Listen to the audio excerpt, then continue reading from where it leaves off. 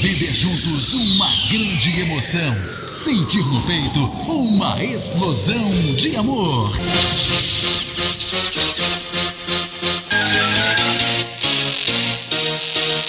Está entrando no ar, na Catedral FM. Deus é 10.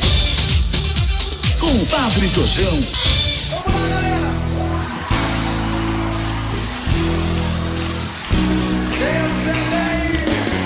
Bom dia, amados irmãos e irmãs, bom dia. Hoje celebramos a festa de Nossa Senhora do Rosário e aproveitemos então esse dia para rezar pelo nosso país.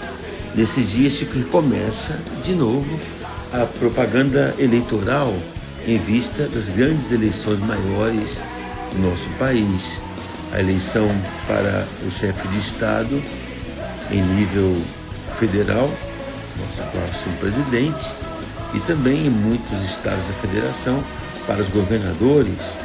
Invoquemos, pois, a intercessão da Virgem Maria, hoje, sob a intercessão, invocação de Nossa Senhora do Rosário e também Auxiliadora. Por isso vamos caçando nossa Bíblia perdida, invocando sobre o rosto de Nossa Senhora. Caçadores da Bíblia Perdida. Amados irmãos e irmãs, a origem da festa do Rosário nós já conhecemos, mas vale a pena nós recordarmos. Usarei uma fonte de uma irmã de ordem do Santo Sepulcro, Maria Rita, lá de Brasília, e através desse livro vamos recordar essa página, recordar um pouco da festa de hoje. Desde Maria Rita de Sá Freire, desde o início os cristãos buscavam, os católicos puderam contar com a intervenção e intercessão de Nossa Senhora a fim de obter graças, especialmente em momentos da história em que grandes perigos nos afligem.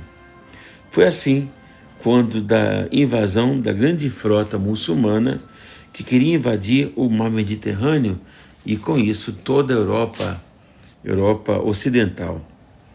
Assim aconteceu a 7 de outubro do ano de 1571, quando aconteceu a grande oração presidida pelo Papa Pio V com o Rosário. No século XVI, os turcos otomanos do Império Otomano organizaram uma imensa força naval e ameaçavam dominar o Mediterrâneo. São Pio V, o Papa dominicano, em reação ao perigo iminente, promove a formação da Santa Liga, composta por Espanha, Veneza, Estados Pontifícios, Gênova, Nápoles, Savoia e os Cavaleiros de Malta. E assim consegue reunir uma força naval que coloca sob o comando de João da Áustria. A esquadra católica, composta aproximadamente de 200 galeras, era de um número bem inferior ao da esquadra inimiga. Concentrou-se no Golfo de Lepanto. Dom João da Áustria mandou hastear o estandarte, oferecido pelo Papa, e bradou: aqui venceremos ou morreremos, e deu a ordem da batalha contra os seguidores de Maomé.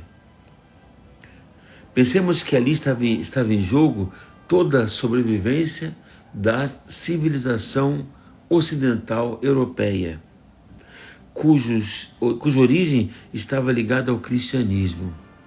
Ali era uma guerra entre a civilização cristã e o islamismo, que tinha como desejo varrer o cristianismo da Europa, como tinha conseguido da África.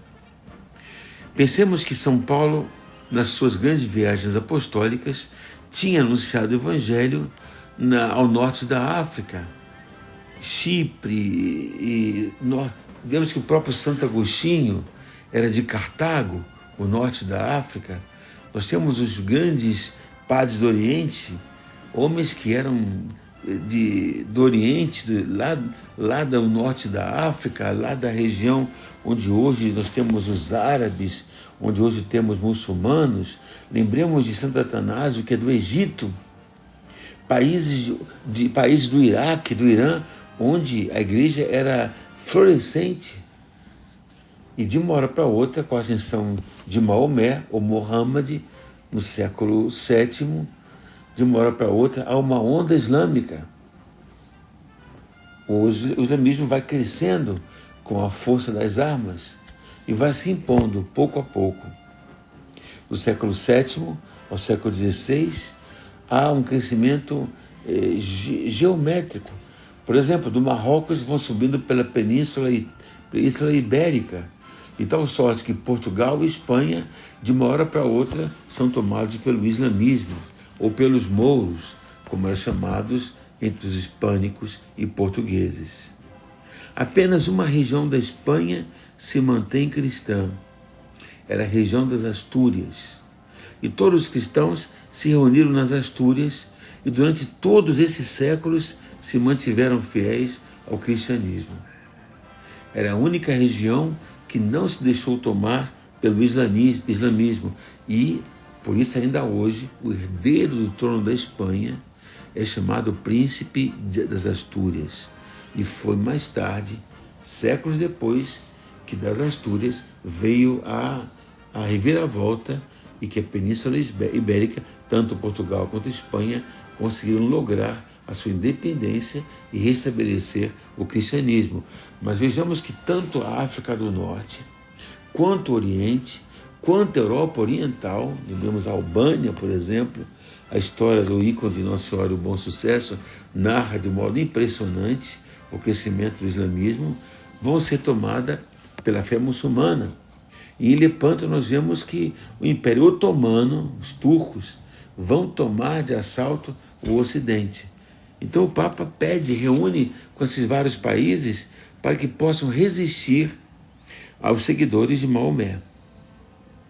Acontece então que a frota cristã estava em menor número. E João da Áustria diz: aqui venceremos ou morreremos. E deu ordem de batalha. Ora, os primeiros embates foram favoráveis aos muçulmanos, que, formando-se em meia-lua, desfecharam violenta carga. Os católicos, armados com sua fé, prontos a dar a vida por Deus, respondiam aos ataques com o máximo vigor possível. Mas, apesar da bravura, a numerosíssima frota do Islã, comandada por Ali Pasha, parecia vencer.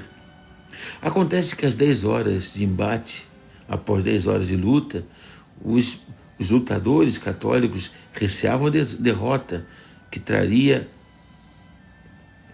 graves consequências para a civilização cristã europeia. Foi então que aconteceu um milagre. Todos ficaram surpresos ao perceberem que, inexplicavelmente e de repente, os muçulmanos apavorados bateram em retirada. O que teria acontecido? Somente mais tarde a explicação. Aqueles prisioneiros que foram aprisionados pelos católicos mouros confessaram o que tinha acontecido. Uma brilhante e majestosa senhora apareceu no céu, ameaçando-os e incutindo-lhes tanto medo que os mouros, os muçulmanos, entraram em pânico, e todos debandaram a fugir. Uma senhora que apareceu para eles, imensa, que os fez todos fugir. Ocorre que, enquanto se travava a batalha contra os turcos em águas de Lepanto, os cristãos rogavam auxílio da Rainha do Santíssimo Rosário. Em Roma, o Papa Pio V pediu aos fiéis que redobrassem as preces. As confrarias do Rosário promoviam procissões e orações nas igrejas, suplicando a vitória da armada católica. E foi assim, amados irmãos e irmãs, foi assim que o pontífice Pio V, que era padre dominicano, cujo fundador, São Domingos Gusmão, foi o grande precursor e difusor da devoção do Santo Rosário, também ele era grande devoto dessa devoção. No momento em que se dava o desfecho da grande batalha, Pio V teve uma grande visão sobrenatural, no qual ele tomava conhecimento da vitória da Armada Católica. Na mesma hora, exultando de alegria, voltou-se para aqueles que estavam ao seu lado, dizendo: vamos agradecer ao Senhor Jesus a vitória que acaba de conceder à nossa esquadra. Essa milagrosa visão foi confirmada somente 2 semanas depois, quando o correio chegou a Roma com a notícia. Em memória dessa grande intercessão de Nossa Senhora, o Papa dirigiu-se em procissão à Basílica de São Pedro, onde mandou cantar o Te Deum e introduziu a invocação auxílio dos cristãos na ladainha de Nossa Senhora. Nossa Senhora Auxiliadora, intercedei por nós. Intercedei pela Igreja, pelo Brasil. Essa invocação que vai ser tão cara a São João Bosco. Ele que em pessoa virá ao Brasil e em Niterói vai mandar construir o colégio, mais tarde a Basílica, onde está o maior órgão de tubos da América Latina. Interceda por nossa pátria, por todos aqueles que vão votar, para que nos livre da sanha do mal, do perigo, e tudo aquele que vai contra a nossa fé. Maria Santíssima, intercede por nosso país, por nossas casas, defenda-nos do mal, protege-nos de tudo aquilo que é nocivo à nossa fé, ao nosso povo, às nossas crianças, desde o útero materno até o último suspiro. Interceda por nós, Rainha do povo brasileiro, Senhora Aparecida, cuja novena estamos celebrando. A todos nós, todos vós, amados irmãos, abençoe-vos o Deus Todo-Poderoso, Pai, Filho e Espírito Santo. E até segunda-feira, se Deus quiser, fiquemos na paz do nosso Deus que é 10. Amém. Catedral FM apresentou Deus é 10. Com Padre Jorjão, Deus é 10.